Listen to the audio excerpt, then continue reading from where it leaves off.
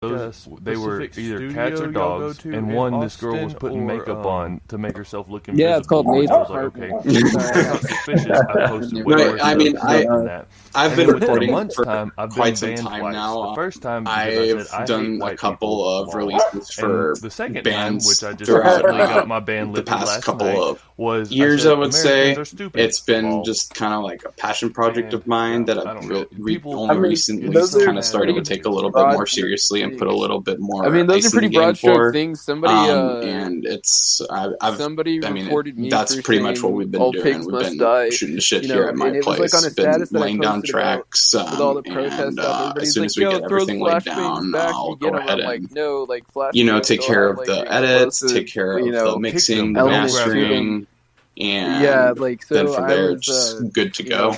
Being in the army, I was just like, okay, like amazing because I'm really excited. This sounds so fucking corny, but like specifically the react to fire drills and like how to handle situations of people either shooting at you or throwing shit at you and all that stuff. Releasing a vinyl, everything that was like being circulated on Facebook for like safety and riot like related stuff was completely wrong, and it was just like stupid statements people were making for like clout sake, you know.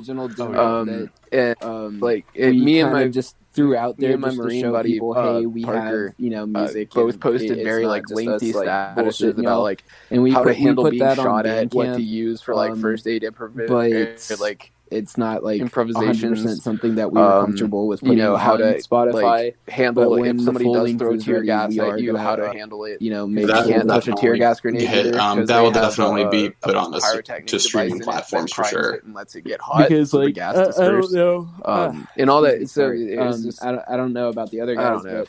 I feel the audio quality for what would you call it? The full length is gonna like even from what I've just heard, it has so much more power and like no, I mean I was to it as opposed to the other one. And that was it was. I'm not gonna lie. The judicial system is threw it out there, like biased, I said, just for the sake of putting it out there. Sexually biased as well. But this and they will prosecute is like somebody. You can see how much we've grown as a band and how much more we've like settled, religious affiliation or sexual preference, just because you can hear our influence that's the easiest thing for them to do on even Bible thumping. So that's definitely what we want to put out for the public to hear, as opposed to that's one thing is anything that else. And for you to say that, it's just like I was raised.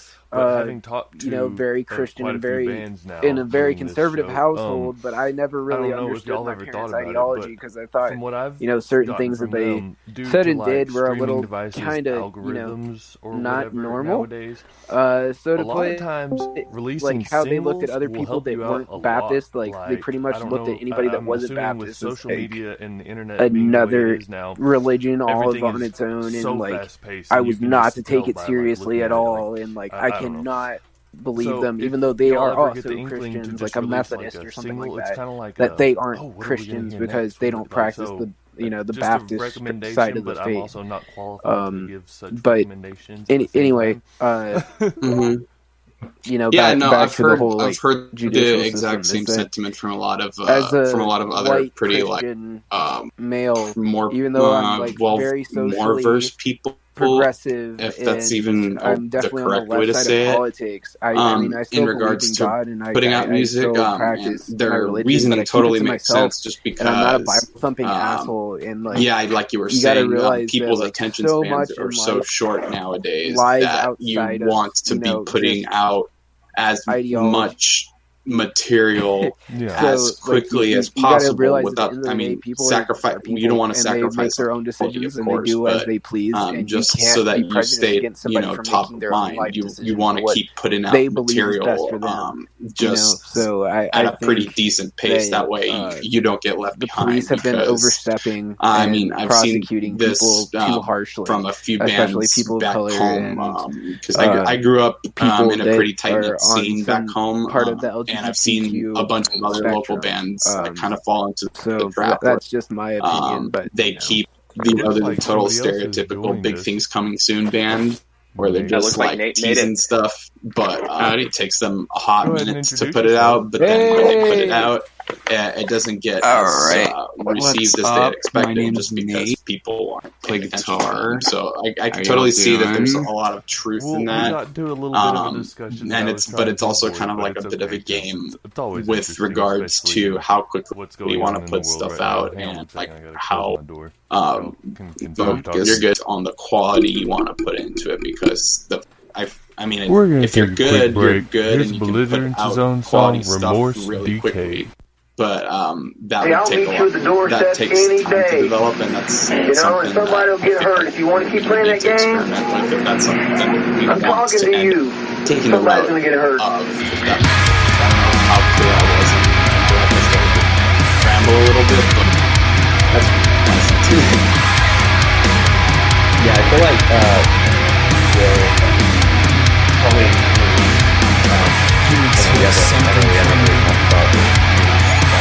see what it is. That much, but I feel like it's you took something from me. My sanity, my tranquility. Whatever. But yeah, I mean, I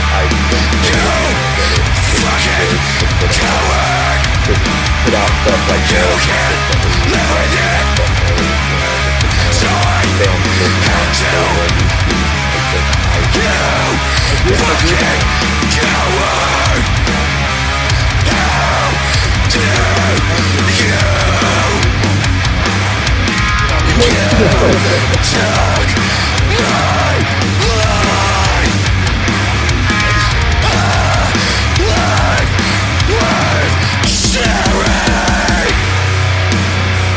And what am I left with?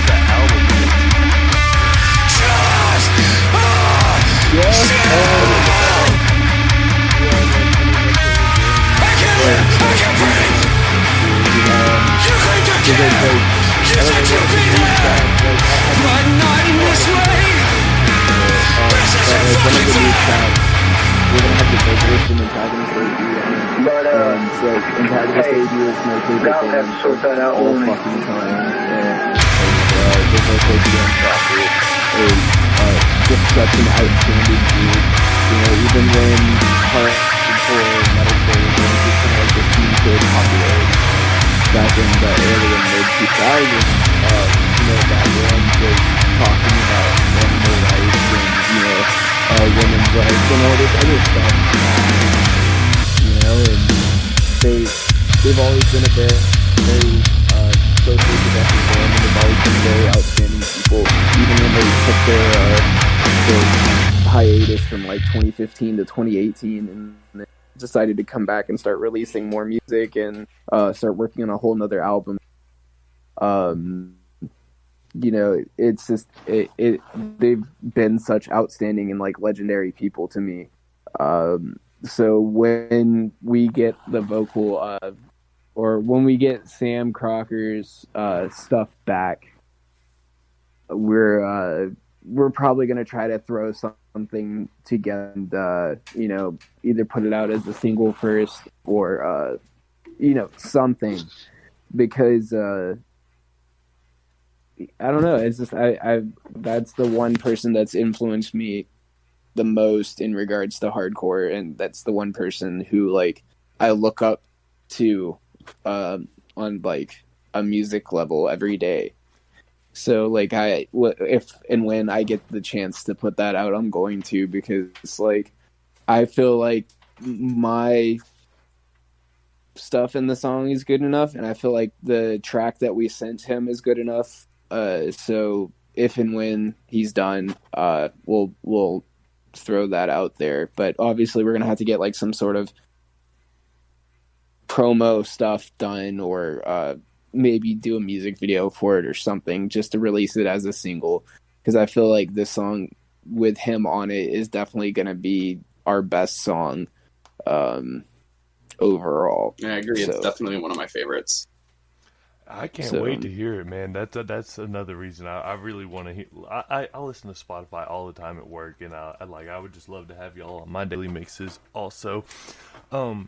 Have y'all toured at all before, or have y'all just been in the Austin area? We've played out of town, but we haven't toured yet. Yeah, we've started playing like right before shit kind of hit the fan, so it's been kind of hard to kind of weasel our way back into that. Well, I know quite a few promoters here in West Texas, and I would love to see y'all come play, mainly so I can scoop that Venom T-shirt design y'all have. But so that Venom thing, that was just kind of background promo art that he threw behind our logo, because he knows that's like stuff that we fuck with, because like our original logo was like a slightly altered version of the Spider-Man animated series logo. And I called you out on that. Yeah. And I mean, and like that's definitely what it is. And like, I have Spider-Man tattoos and all that stuff. So, or I have one Spider-Man tattoo rather, but like he just put that as like a backdrop for the logo. But like just on that thing of getting us out there in West Texas, we would definitely love to play out in West Texas, because we know Piss Poor from out there, and I know Judiciary. Shit. So I would love to come out there and play. And then there's one dude, I can't remember his name off the top of my head. I was talking to him last night. Is it James Vasquez? Or wait, I'm about to pull up his name right now. Michael Rasco. He's from. That's my good buddy. Yeah. So Michael Rasco is. We were supposed to do like a festival with him, but because the COVID, things got messed up. But he's working on a bigger show now, with some out-of-state touring acts, and one of those touring acts happens to have one of my friends in it. And I was like, "Yo, can we at least play that?" And he's like, "Yeah, probably." So, assuming everything correctly, he was saying his wouldn't be until probably September, October. So hopefully, all that shit will have blown over by then. Yeah. This particular show I'm talking about with the out-of-state bands is like aimed for like December or January. So hopefully that works out. But anyway, back to what you were saying about that shirt.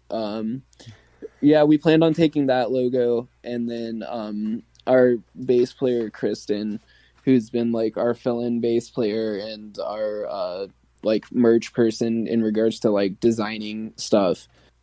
She has her art degree. Like, she went to school for art, and eventually she's going to start doing tattooing and whatnot. But she drew this really, really macabre, beautiful, beautiful portrait of like a Grim Reaper holding a flower or a bouquet of flowers, and he's doing like the whole like Roman like papal painting thing where he has like one finger like up and pointing at something.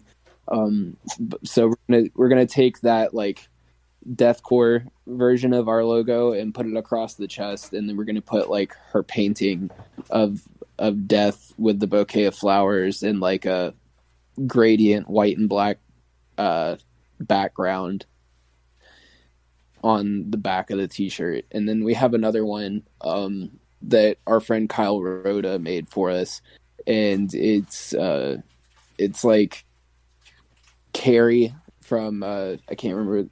Oh, God, well, yeah, Carrie from Carrie, and it